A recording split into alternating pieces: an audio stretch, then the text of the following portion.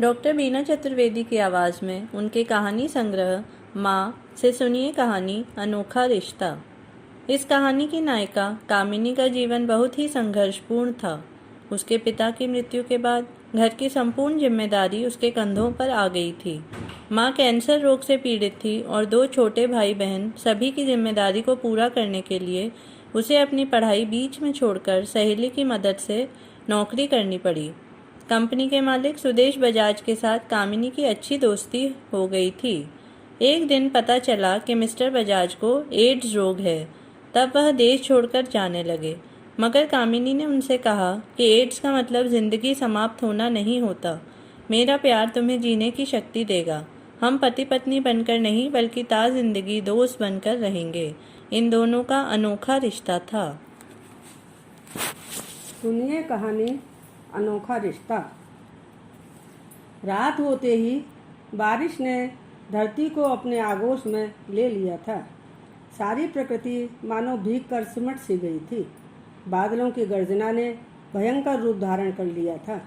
कामिनी ने कमरों की सभी खिड़कियां और दरवाजे अंदर से बंद कर लिए थे। हवा ने विकराल रूप धारण कर लिया था।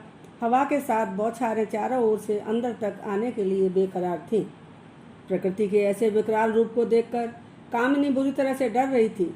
उसका दिल बेचैन हो रहा था। वह सोच रही थी कि कहीं उसका जीवन भी इसी तरह से संकटों से तो नहीं गिर जाएगा। काश पापा अचानक हम लोगों को छोड़कर नहीं जाते। बड़ी बेटी होने के कारण घर की संपूर्ण जिम्मेदारी कामिनी के कंधों पर आ गई थी। मेधावी छात्रा कामिनी को अपनी पढ़ाई बीच में ही छोड़नी पड़ गई थी। रिश्तेदारों से उम्मीद करना व्यर्थ था। सगे संबंधियों ने भी उल्टे सीधे कागजों पर दस्तखत करवा के उन्हें बेघर कर दिया था। किराए का कमरा लेकर रहना उनकी मजबूरी थी। भला हो कामिनी की सहेली प्रथा का। उसने अपने पापा से कहकर कामिनी की नौकरी एक प्राइवेट कंपनी में लगवा दी थी। प्रथा भी उसी कंपनी में काम करती थी। कामिनी की माँ कैंसर रोग से पीड़ित थी। दो छोटे भाई बहन की जिम्मेदारी भी उसी के कंधों पर आ पड़ी थी। इन दोनों की शिक्षा व्यवस्था के लिए उसे जी तोड़ मेहनत करनी पड़ती थी। इसके बावजूद भी घर के अभाव कम होने का नाम नहीं लेते थे। कामिनी का मन आज ऑफिस के कामों में नहीं लग रहा था। किसी तरह से अपना सब काम निपटा करके वह जल्दी ही घर पहुंच जाना चाहती थी। उसकी माँ की तबीयत ठीक नहीं थी। सुबह ही डॉक्टर देखकर गए थे। प्रथा ने पूछा, आंटी कैसी हैं? कामिनी ने कहा, क्या बताऊं प्रथा, डॉक्टर ने कहा है कि जब तक दर्द नहीं बढ़े तभी तक ठीक है। जिस समय दर्द बढ़ेगा हम सब भी उनका कष्ट नहीं झेल सकेंगे। भगवान ना करे कि ऐसा समय कभी आए। माँ के बिना हम लोगों का पता नहीं क्या हाल होगा। प्रथा कहने लगी, बी प्रैक्टिकल कामिनी, वो दिन तो एक न एक दिन आना ही है। सच तो यह है कि आंटी को इस बीमारी से जल्दी ही मुक्ति मिल जाए। उनकी मुक्ति में ही सबकी भलाई है। आंखों में आंसू भरकर कामिनी ने कहा, ऐसा मत कहा प्रथा। प्रथा कहने लगी, अपने आप को तैयार कर कामिनी, आखिर कब तक सच्चाई को नकारती रहेगी? एक दिन तो फेस करना ही होगा। अपने आप को काबू में करते हुए कामिनी कहने लगी, शायद तू ठीक कहती है प्रथा। ऊपर वाले की जैसी मर्जी, जो मेरे भाग्य में है वह तो भुगतना ही होगा। अच्छा चलती हूँ, देर हो रही है। कहते हुए कामिनी तेज कदमों से अपने घर की ओर रवाना हो गई थी। अगले दिन ऑफिस में पहुंचते ही मैनेजर ने कामिनी को बुलाया और उसे बधाई देने लगे। कामिनी आश्चर्यचकित होकर पूछने लगी, सर आप मुझे किस बात की बधाई दे रहे हैं? मैनेजर ने कहा, तुमने अपनी मेहनत और लगन से ऐसा ही काम किया है, हमारी कंपनी को ऊंचाई तक पहुंचा दिया है। तुमने तो कमाल ही कर दिया। कंपनी की किस्मत बदल दी। कंपनी की ओर से जल्दी ही तुमको रिवार्ड मिलेगा। अकाउंट सेक्शन से आज अपना चेक ले लेना। कामिनी कहने लगी, सर मेरी तो कुछ समझ में नहीं आ रहा, प्लीज़ बताइए मैंने ऐसे क्या काम किया है? मैनेजर ने शाबाशी देते हुए कहा, अरे तुम ऐसा क्यों कह रही हो? कल बजाज साहब को तुमने इस तरह से कन्विंस किया कि उन्होंने हमारी कंपनी में पार्टनरशिप की पेशकश की है। ऐसा होने पर हमारी कंपनी की किस्मत ही बदल जाएगी। उन्होंने तुम्हारा नाम लेकर कहा है कि तुम्हारी कन्विंसिंग के कारण ही वह ये निर्णय ले रहे हैं। मैनेजर की पूरी बात सुनकर प्रथा उछल पड़ी और कामनी से बोली कि तू जल्दी जाकर चेक ले ले, आंटी को शायद जल्दी ही हॉस्पिटलाइज करना होगा। जब शाम को ऑफिस से कामनी घर पहुंची, उसके कुछ समय बाद ही उसने देखा कि उसके घर के सामने एक बड़ी सी कार आकर रुकी। उसमें से वर्दीधारी ड्राइवर उतरा और उसने कार का गेट खोला। मोहल्ले वालों की निगाह कार पर टिक गई थी। कार में से एक बहुत ही स्मार्ट युवक निकला और उसने कामनी के दरवाजे पर दस्तक दी। मिस्टर बजाज को देखकर कामनी चौंक गई। अरे आप यहाँ, अंदर आने की इजाज़त नहीं दोगे? जी आइए। कमरे में आकर मिस्टर बजाज ने देखा कि कमरे के एक कोने में बीमार माँ बेड पर लेटी हुई थी, दूसरे कोने में भाई बहन की मेज कुर्सी और किताबें रखी हुई थी और कमरे के बीच में 4 फोल्डिंग कुर्सियां और मेज थी। सब और एक नज़र डालकर बजाज ने आगे बढ़कर बिस्तर पर सो रही माँ को मुंह प्रणाम किया। इसके बाद कुर्सी पर बैठते हुए कामनी से पूछा, क्या हम कुछ आपसे बातें कर सकते हैं? कामनी ने कहा, अगर आप यह बताने आए हैं कि आपने मेरे ऊपर दया करके मेरी कंपनी की पार्टनरशिप को स्वीकार किया है तो मेरे ऊपर इस बात से कोई असर पड़ने वाला नहीं है। आज जैसे अमीरों का यह शौक होता है, मगर मेरे लिए ये सब बेकार है। मिस्टर बजाज ने झेंपते हुए कहा, नहीं, ऐसा बिल्कुल नहीं है, आप गलत सोच रही हैं। मैं सिर्फ यह कहने आया हूँ कि आपने जिस तरह से अपनी कंपनी के फायदे के लिए अपनी दलीलें पेश की थी वो काबिल तारीफ थी। उसने मुझे सोचने के लिए विवश कर दिया। मैंने यह निर्णय तुम्हारे ऊपर दया करके नहीं लिया है, बल्कि इस पार्टनरशिप से सभी को फायदा होगा। कामनी कहने लगी, ठीक है मिस्टर बजाज।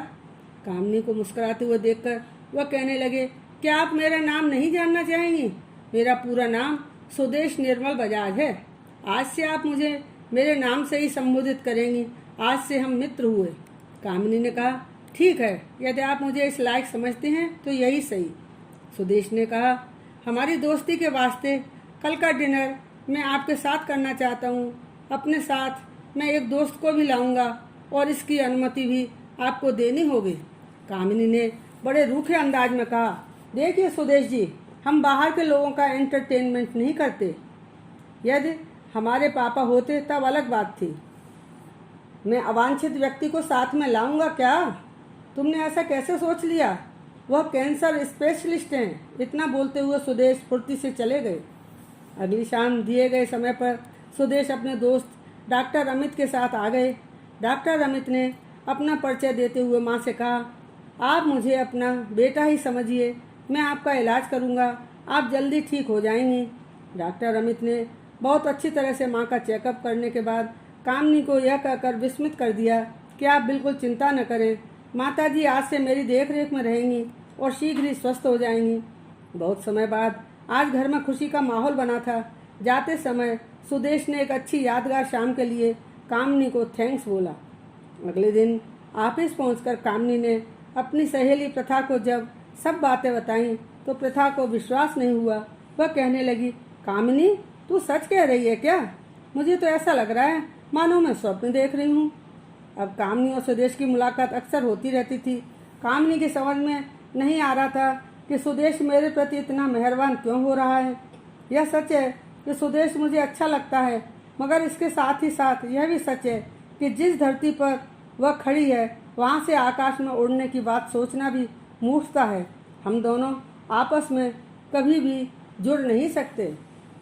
माँ के इलाज की व्यवस्था, छोटे भाई प्रणव की इंजीनियरिंग कॉलेज की पढ़ाई की फीस, छोटी बहन नीरा को कॉलेज में एडमिशन दिलाने में सुदेश ने इतनी तीव्रता से सब काम किए कि कामनी समझ ही नहीं सकी। अनजाने में ही कामनी सुदेश से प्यार करने लगी थी। अंजाम की परवाह किए बिना वक्त के प्रवाह में बहती जा रही कामनी डरती भी रहती थी कि कहीं मेरा प्यार एक तरफा तो नहीं है। इसके बावजूद भी उसे सुदेश के फ़ोन की प्रतीक्षा रहती और उससे मिलने के लिए बेचैन रहती। कई दिनों से सुदेश घर पर नहीं आया था और उससे फ़ोन पर भी बात नहीं हो पा रही थी। माँ प्रतिदिन उसकी याद करती। वह जब घर आता था तब माँ के पास बैठकर उनका मन बहलाने के लिए न मालूम कहाँ कहाँ की बातें सुनाता रहता था। कामिनी सोचती, इतना व्यस्त व्यक्ति माँ के पास बैठकर इतना समय कैसे दे देता है। आज जब कामनी ऑफिस पहुंची तब प्रथा ने बताया कि सुदेश की कार का बहुत बुरा एक्सीडेंट हुआ है। सुदेश के सिर में गंभीर चोट आई है, उसका रक्त भी बहुत बह गया है, हालत ठीक नहीं है। यह सुनकर कामनी स्तब्ध रह गई। उसने अपने भाई प्रणव को फोन करके कहा कि वह शीघ्र ही उसके पास आए। तुरंत ही प्रणव के साथ कामनी हॉस्पिटल पहुंच गई। वहां का नज़ारा देखकर दंग रह गई। सुदेश के परिवार के बारे में उसे अभी तक कुछ भी नहीं पता था। वहां जाने पर पता लगा कि उसके परिवार में कोई नहीं है, वह नितांत अकेला है। बचपन में ही उसकी माँ का देहांत हो गया था और जब वह 16 वर्ष का था तब उसके पिताजी भी चल बसे थे। अपार धन संपत्ति के इकलौते वारिस सुदेश की जान के पीछे कई लोग पड़े हुए थे। उस समय पिताजी के विश्वस्त मित्र सूर्य नारायण जी ने उसकी रक्षा अपने बेटे के समान की। उनका वरद हस्त हमेशा सुदेश के सिर पर रहा। जब कामनी को सुदेश की पारिवारिक स्थिति के बारे में पता लगा तो वह उसके लिए बहुत चिंतित हो गई। सुदेश से दोस्ती होने के बाद कई बार कामनी ने उससे उसके घर परिवार के विषय में जानना चाहा था, मगर वह हमेशा हंसकर टाल देता था। कामनी की माँ को जब इस एक्सीडेंट के बारे में पता लगा तो वह भगवान से सुदेश के दीर्घायु होने की प्रार्थना करने लगी। कुछ समय पश्चात सुदेश ठीक होकर अपने घर आ गया। कामिनी उसके हालचाल जानने के लिए फोन करती, मगर उससे बात नहीं हो पाती थी। जब भी वह फोन करती उसे यही जवाब मिलता, साहब ठीक हैं, कहीं गए हुए हैं या फिर अभी काम में व्यस्त हैं। कामनी की बेचैनी बढ़ती जा रही थी। वह सोचती, आखिर सुदेश मुझसे बात क्यों नहीं कर रहे, कहाँ गई है उसकी दोस्ती। वह स्वयं को समझाती कि इस वर्ग से और उम्मीद भी क्या की जा सकती है। अपनी नियति पर आंसू के बहाने के अलावा कामनी की समझ में कुछ नहीं आ रहा था। वह स्वयं को दोष देते हुए सोचती कि सब कुछ जानते बूझते हुए भी आखिर मैंने उसके साथ दोस्ती का हाथ बढ़ाया ही क्यों था। खास बात यह थी कि डॉक्टर अमित माँ का चेकअप करने बराबर आ रहे थे। उनकी दवाइयाँ भी समय पर आ जाती। प्रणव और नीरा की फीस भी समय पर जमा हो रही थी। कामनी ने बहुत सोच विचार के बाद निर्णय किया कि अब मैं सुदेश की कोई भी सहायता नहीं लूंगी। एक दिन डॉक्टर अमित के आने पर कामनी ने उनसे साफ साफ शब्दों में कह दिया, डॉक्टर साहब अब आप माँ को देखने नहीं आया करें, हमें आपकी आवश्यकता नहीं है। आपने हमारी माँ को खूब देखभाल कर ली। हमारे जैसे लोगों के इलाज के लिए सरकारी अस्पताल हैं, अब से उनका इलाज वहीं होगा। कामनी की बात सुनने के बाद डॉक्टर अमित ने कहा, आप ऐसा क्यों कह रही हैं। कामनी ने बड़ी तल्खी से जवाब दिया, डॉक्टर साहब आपकी फीस देने की हमारी औकात नहीं है। बड़े ही आद स्वर में डॉक्टर अमित ने कहा, क्या मैंने कभी आपसे फीस मांगी। आपने ऐसा कैसे सोच लिया कि मैं यहाँ फीस वसूलने आता हूँ। डॉक्टर अमित का आहत भरा जवाब सुनकर कामनी को अपनी गलती का एहसास हुआ और वह बहुत ही शांत भाव से कहने लगी, मेरे कहने का मतलब ऐसा नहीं था जैसा आपने समझा। बस मैं इतना कहना चाहती हूँ कि कोई तो आपको फीस देता ही होगा, मैं अब उसका एहसान नहीं लेना चाहती। डॉक्टर अमित ने कहा, आपके कोई शब्द का मतलब सुदेश से है ना। यह सुनने के बाद कामनी चुप हो गई। डॉक्टर अमित कहने लगे, कामिनी जी यदि आप सच्चाई जानती तो कभी भी इस तरह की बात नहीं करती। क्रोध में आकर कामनी कहने लगी, क्या है उनकी सच्चाई, आप ही बता दीजिए। डॉक्टर अमित ने कहा, वो हमेशा के लिए अपना सब कुछ छोड़कर विदेश जा रहे हैं। क्या आप नहीं जानना चाहेंगी कि वो ऐसा क्यों कर रहे हैं। मेरे लिए यह सब बताना बहुत मुश्किल है, यदि आप कोशिश करेंगी तो जल्दी ही सब जान सकेंगी। इतना कहकर डॉक्टर अमित फुर्ती से चले गए। एक सप्ताह तक घर में खामोशी छाई रही। कामिनी की समझ में नहीं आ रहा था कि सुदेश ने उसके साथ ऐसा क्यों किया। उसके सारे सपने धराशायी हो गए। अचानक दरवाजे पर कुछ आहट हुई। कामिनी ने दरवाजा खोले। उसके सामने एक लिफाफा आया था। कांपते हाथों से उसने उसे खोला और पढ़ने लगी। सुदेश ने लिखा था, कामिनी जी मेरे पिछले कुछ दिन जिस मनोस्थिति में बीते बता नहीं सकता। जब से आपके संपर्क में आया जीने की लालसा पैदा हुई और अनगिनत सपने बुन डाले, मगर एक्सीडेंट क्या हुआ कि उसने जीने की इच्छा ही समाप्त कर दी। ब्लड चढ़ाए जाने की ज़रूरत पड़ने पर जब मेरा ब्लड टेस्ट हुआ तो मेरा ब्लड HIV पॉजिटिव निकला। ये विषाणु कहाँ से आ गए मैं समझ नहीं पा रहा था। मैं इसके लिए कतई जिम्मेदार नहीं हूँ। मैंने कभी कोई गलत काम नहीं किया। कामिनी मेरा विश्वास करना। डॉक्टर का कहना है कि 3 वर्ष पहले जब तुम शिकार का शौक पूरा करने गए थे और घायल अवस्था में उस छोटे से कस्बे में जिस अनजान व्यक्ति का ब्लड तुमको चढ़ाया गया था, बहुत संभव है कि वह एड्स का रोगी रहा होगा। मेरी जिंदगी की बस यही हकीकत है। मेरी जिंदगी के दिन जल्दी ही समाप्त हो जाएंगे। सब कुछ छोड़कर जाने की मुझे चिंता नहीं है। तुम्हें छोड़कर जाने की कल्पना मात्र से मेरा रोम रोम कांप जाता है। मुझे माफ करना। सुदेश का पत्र पढ़कर कामनी स्तब्ध रह गई। उसने स्वयं को संभाला और तुरंत सुदेश से मिलने पहुंच गई। कामनी को अपने समक्ष देखकर सुदेश उसे ताकता रह गया। कामनी ने कहा, तुमने मेरे दिल को बहुत चोट पहुंचाई है। दोस्त माना, मगर दोस्ती का अर्थ नहीं समझा। मुझे अकेला छोड़कर जा रहे थे।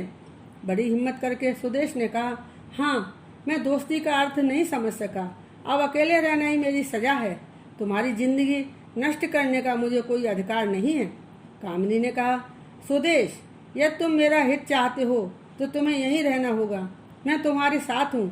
अकेले में इंसान को 10 दिन काटना भी 10 वर्ष की तरह लगते हैं और साथ में समय आसानी से बीत जाता है। मुझे पूर्ण विश्वास है कि हमारे जीवन का हर पल आनंदमय होगा। सुदेश ने कहा, कामनी, तुम समझती क्यों नहीं? मुझे एड्स है। कामनी ने बड़े विश्वास भरे लहजे में कहा, एड्स का मतलब जिंदगी समाप्त होना नहीं होता। मेरा प्यार तुम्हें जीने की शक्ति देगा। हमने मात्र दोस्ती का वायदा किया था, पति पत्नी बनने का नहीं। अतः हम ताज जिंदगी दोस्त ही रहेंगे, इससे अधिक कुछ नहीं। परेशान होकर सुदेश कहने लगे, मेरी समझ में नहीं आ रहा है कि मैं क्या करूं। काफी देर से दरवाजे पर खड़े डॉक्टर अमित इन दोनों की बातें सुन रहे थे। अचानक वह अंदर आके कहने लगे, मैं बताता हूँ, तुम्हें अपने विदेश जाने के प्रोग्राम को कैंसिल कर देना चाहिए। सुदेश ने मुस्कुराते हुए कहा, यदि आप लोग ऐसा चाहते हैं तो ठीक है, मैं कहीं नहीं जाऊंगा। ताज जिंदगी अपनी दोस्ती निभाऊंगा। डॉक्टर अमित जब कामनी की मां का चेकअप करने आए तब उन्होंने माताजी को सुदेश की बीमारी के बारे में सब बताया। माताजी कहने लगी, शायद इसी वजह से कामनी कई दिनों से परेशान है। डॉक्टर अमित ने कहा, अब सब परेशानी समाप्त हो गई है। कामनी और सुदेश की प्यार भरी अटूट दोस्ती के बारे में भी विस्तार से बताया। यह सुनकर कामनी की माँ स्तब्ध हो गई और कहने लगी, हे भगवान, इनकी दोस्ती और प्यार का यह कैसा अनोखा रिश्ता है।